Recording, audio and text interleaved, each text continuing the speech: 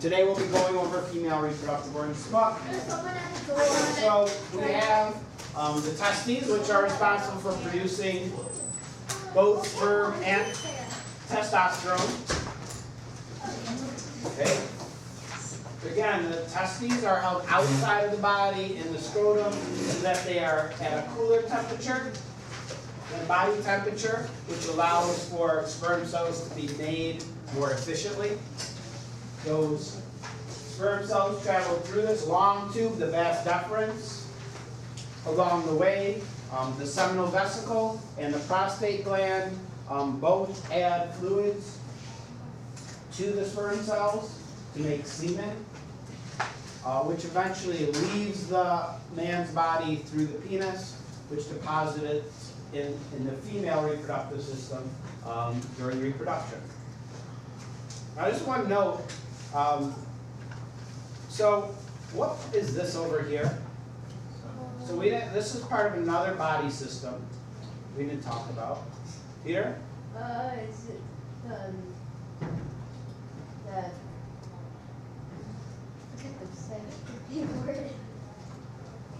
Dan? No, not this. Brandon? It's still large intestine. Yeah, it's the end of the large intestine. We call it the rectum back here. And so I bring this up because when a man goes for a prostate exam, so doctors will often do a prostate exam as a man gets older, because one of the first signs of prostate cancer is that the prostate gland sort of swells and gets enlarged. And so in a prostate exam, a doctor puts their finger inside of the rectum and can feel, because if you look at where they're located, if this prostate gland is swollen and enlarged, the doctor can feel that and would probably tell the man he should go for further testing to see if that swollen prostate gland could possibly have the start of prostate cancer. So it's an important exam for a man to have. Yeah, that's where it goes. All right. Again, sort of just different sort of view. We have all the parts again. Testes, also testicle means the same thing as testing, just two different terms. Then this is actually called the epididymis. We didn't label it or anything, but that's where sperm cells mature. They start off immature in the testes, they go in the epididymis to mature, then they travel up through this vas deferens, loop around, prostate gland, seminal vesicle, and fluid, and then out through the urethra, which leaves the body through the penis. All right, any questions about male reproductive organs? I want to hear it again. All right, so let's move on then to the female reproductive system. All right, so when we compare sort of male and female, there are some equivalents. So in males, we have testes, which produce hormones and sex cells, which were sperm cells. The equivalent in females is what? Yeah, the ovaries. It's two ovaries, okay, one on each side, left and a right ovary. And the ovaries, they produce estrogen. They also hold eggs.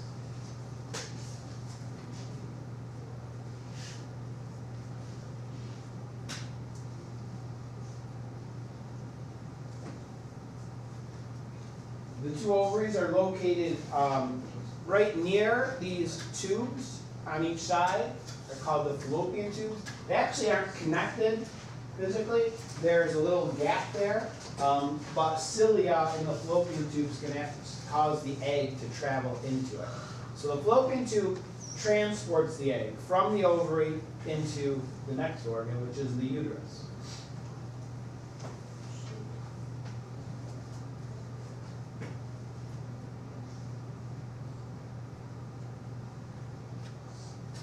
This is the uterus. Uterus is it's a organ composed mainly of muscle tissue. It's quite flexible, and it can expand once a woman is pregnant. The uterus is where the fetus will eventually grow. So, sorry to burst your bubble, but the baby doesn't grow in the mom's stomach. right? Because that's filled with hydrochloric acid. It's not a good place for an embryo, okay? Doesn't grow in the mom's stomach, it grows in the mom's uterus. You might call it the womb. Yeah. Like, when we have twins, can one actually eat No. The other one? That's not true. That wasn't pitch perfect. No. They don't eat, a fetus doesn't eat anything until it's actually born. Caitlin. No. They like fight and kill each No, I don't think they fight each other and kill each other. What's that? Why don't some people have miscarriage? Sometimes the embryo is not formed correctly or isn't growing properly, or there could be a problem with the placenta and the umbilical. There's all sorts of reasons why a woman may have a miscarriage. So my whole life has been a lie. Why? Because I thought they could all ruin the stomach. No, they're not in the stomach, sorry. Because So why do people say that then? that's what Because it's right here. Yeah, because, but if you think about really, your stomach is really on your left side just beneath your rib cage. What's most of what you probably call your stomach? Yeah, mostly that's small intestine in there. But anyway, when the fetus grows, we'll talk a lot more about this, but when the fetus grows inside of the uterus, it starts expanding, it's filled with the amniotic sac, amniotic fluid. As it grows larger and larger, it starts to push and sort of displace some of the intestines. They get kind of pushed up and crunched a little. And then a woman's swollen abdomen is really what's in there is the amniotic sac and the uterus. If someone's pregnant, that's basically the uterus that's expanded to give them that. That would be large really abdomen. big then.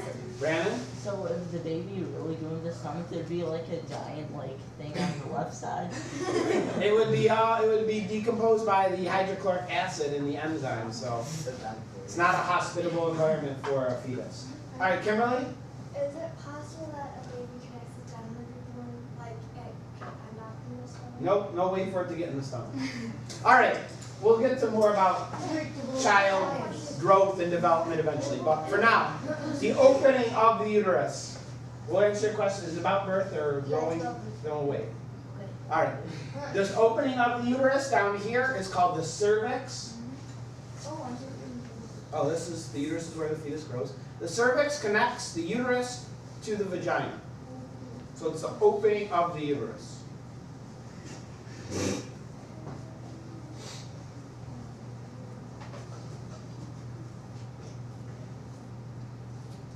And then the vagina serves as the birth canal. That's where the baby comes out. It's also where sperm are deposited during reproduction.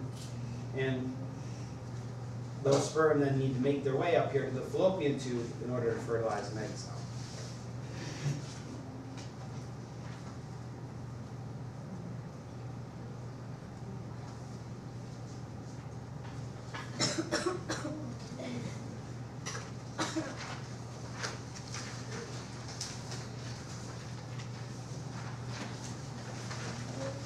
So again, if we look at just a sort of different diagram, there's two ovaries, two fallopian tubes or oviducts, the uterus, and then the vagina.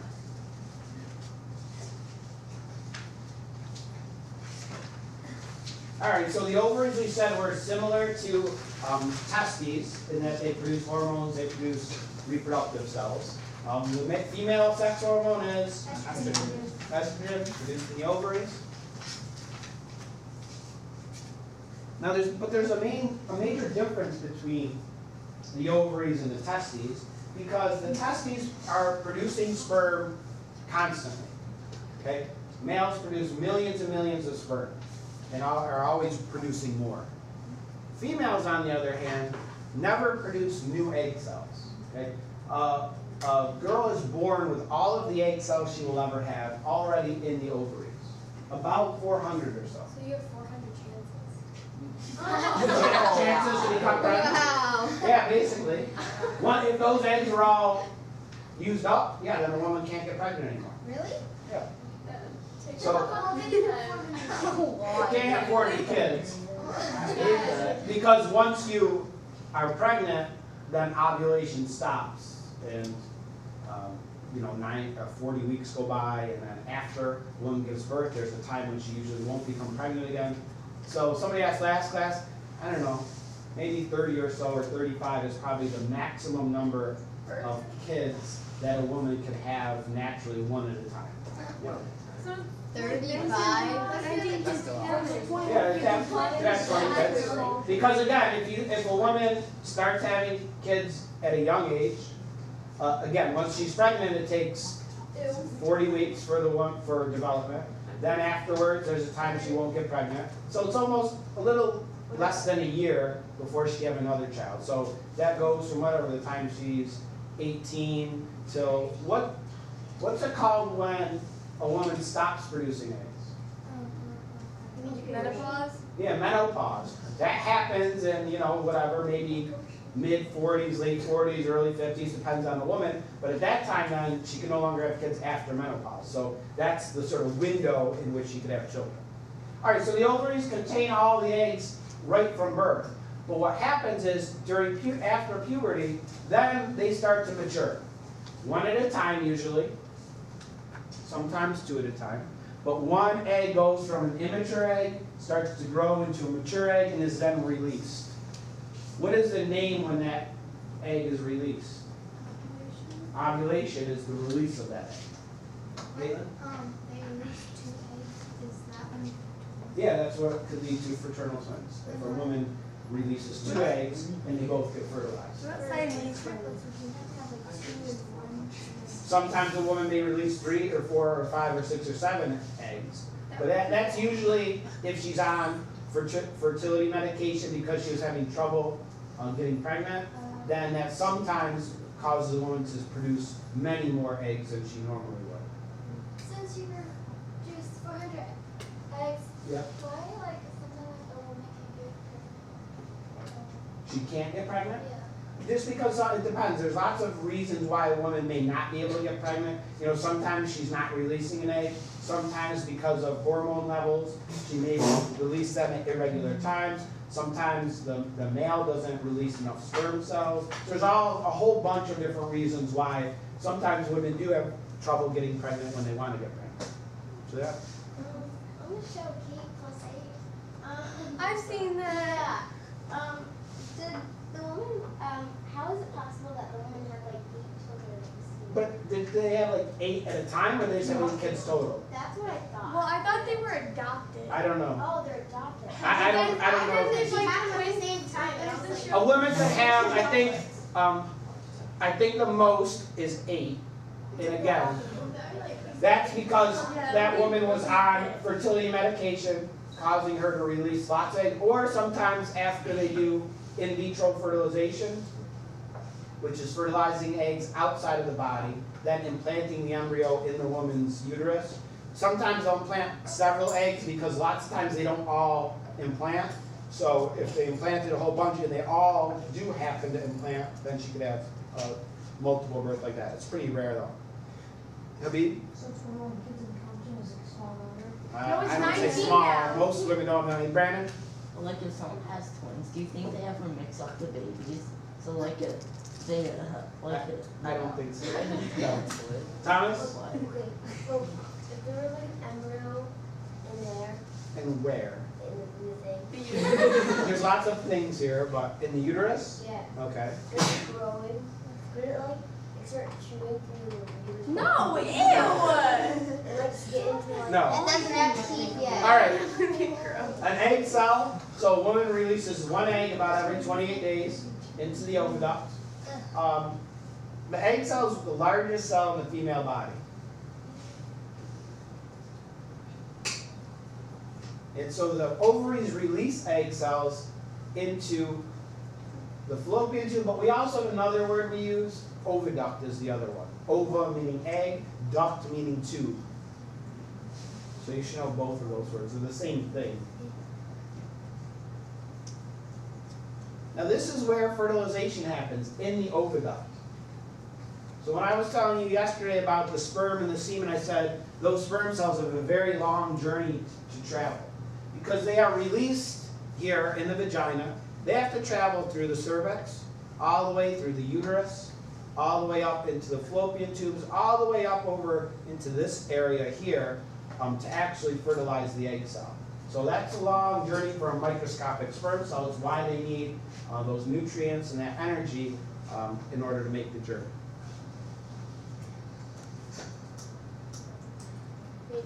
takes 5 months for them to get there? The sperm cells? No, it only takes them a day or so. Yeah. All right, so that process, when we have a sperm cell does reach an egg cell, it penetrates into the egg, and we call that fertilization. And the cell that is a result is called the zygote.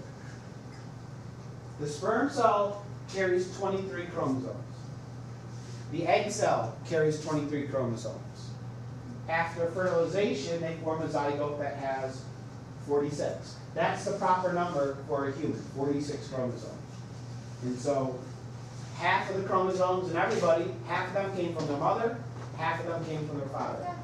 23 in the sperm cell, 23 in the egg cell. It's always half and half.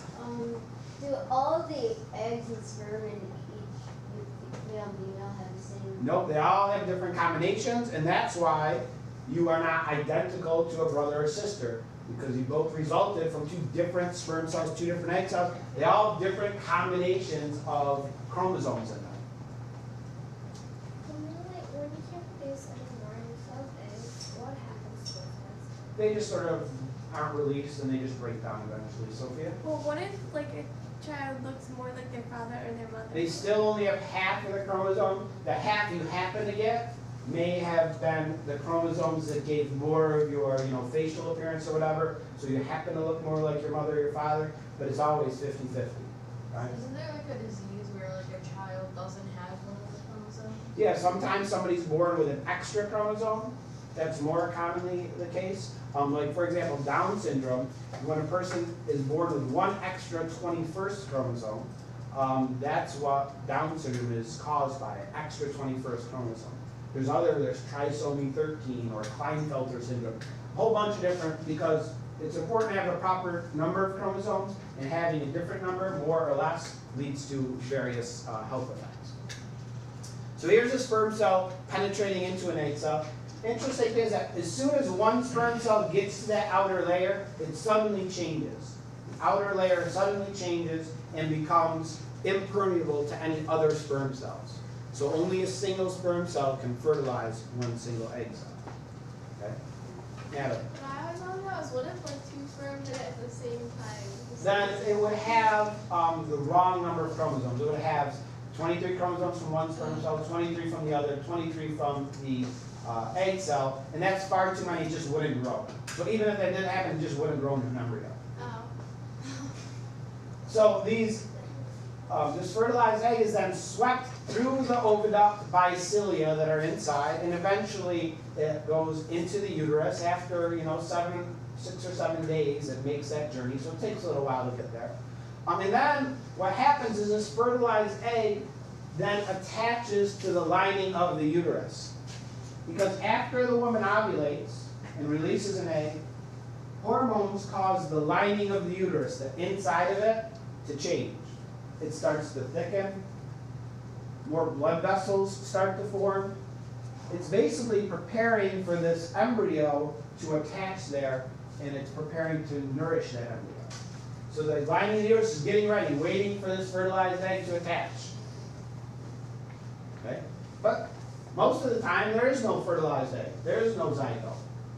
And so if there's not, this lining of the uterus is no longer needed because there was no embryo there. So it starts to break down and disintegrate. Okay, and it leaves the woman's body through the uterus, through the vagina. What do we call that? Menstruation. That's the menstrual period, is the woman's uterus getting rid of this lining, because that lining was meant to support an embryo. If there's no embryo, the lining's no longer needed. And then it's shed, and then the next time she ovulates, the next month, again, same thing. The lining is building up, waiting for this egg to implant. If there's no egg, it's shed again. And that leads to a monthly menstrual cycle. Now, what is one of the first ways that a woman may have an indication she's pregnant? Their menstrual period stops. Yeah, that they don't get their period, because now that should make sense. Why? Because if there is an embryo and it implanted, the lining uterus stays where it is. It's needed. It stays thickened. And therefore, she doesn't shed that lining and she doesn't get her period. And so that's one of the first signs one says, well, I might be pregnant because she didn't get her period. How can those things that they like use to see if A pregnancy test? Because when a woman is pregnant, hormone levels in her blood and also in her urine change, okay? Because that embryo, the lining of the uterus, secretes hormones, and so those pregnancy tests indicate that. So usually they're urine tests, but the doctor's office, they may do a blood test that can be more specific and tell them if she's definitely pregnant. How do they tell whether it's a boy? They can tell by a sonogram when they use sound to make a picture of the fetus inside of her. They sometimes can see the reproductive organs and tell if it's a boy or girl. Or if they do amniocentesis, they get a sample of cells from the fetus, and they can definitely tell. What about? I thought that people could tell from ultrasound. Sometimes from ultrasound, yeah. Sonogram, ultrasound, the same thing. The opening of the uterus is the cervix.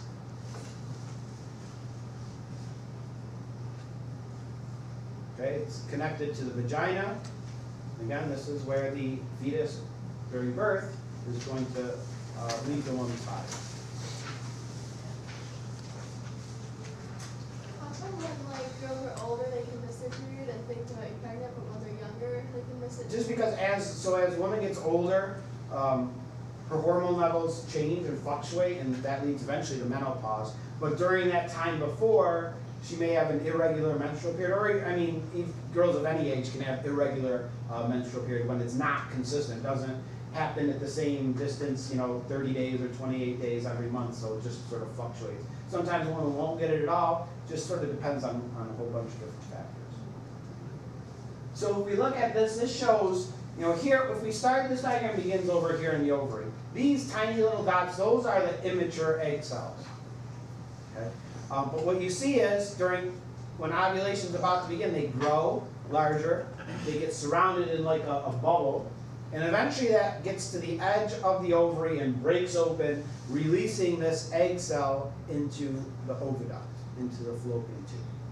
So it starts moving down through, after ovulation, it starts moving through this fallopian tube, and that's when it can be fertilized. That's when, if sperm cells are there, they can enter the egg cell, causing it to become what we call a zygote, a fertilized egg. As that fertilized egg continues moving down through the oviduct, over the next few days, it starts dividing by mitosis. It splits. It splits from one cell into two cells. And then they split into 4 cells. Okay? And then 8 and 16. At that point, it's called the morula. It means blackberry in Latin. Because it's a little cluster of cells, a whole bunch of them sort of all clustered together. Okay, then eventually it reaches the uterus, it forms an indentation, it's called the blastocyst, and then implants over here on the wall of the uterus that was thickened, getting ready, preparing for this embryo. And that's where it's going to stay for the next 39 weeks, where it develops into an embryo and fetus and eventually is born. Okay, just draw these arrows in if you could. So ovaries up here, this is the side view, so things look a little different. Ovary, fallopian tube. Uterus is here, this large organ. Cervix is the bottom, it's the opening of the uterus. Here's the bladder. Okay, it's in front of the uterus. So as this uterus expands, as the embryo and the fetus grows, it puts pressure on the bladder, and so if you've known someone that's pregnant, as the baby's getting larger, they have to go to the bathroom much more frequently because that fetus is compressing their bladder. Okay, the vagina is here, okay, that leaves the body. The urethra is a separate tube, though, that is in front of the vagina, and that's where urine leaves the body. This is called the pubic bone, it's part of the pelvis, and back here is the rectum.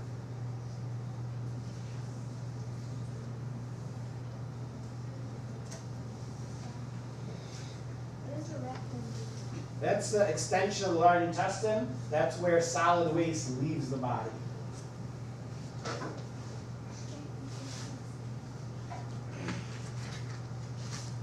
All right. Any questions? female reproductive system? No? All right, that's all we got for today. Actually, you guys are ready to leave. It's period's over. Is it really? Yeah. Good luck with math. No, 34. I think. Let me double check. No, I think it's 40. Oh yeah, you're right. 40. Okay, just. Oh, you don't have to make it do anything, right? Oh, we still have No, we're good. 3 minutes. We're done. You're done. You're off to it again. Everyone saw their grades? No. On portal. All right, I will walk around.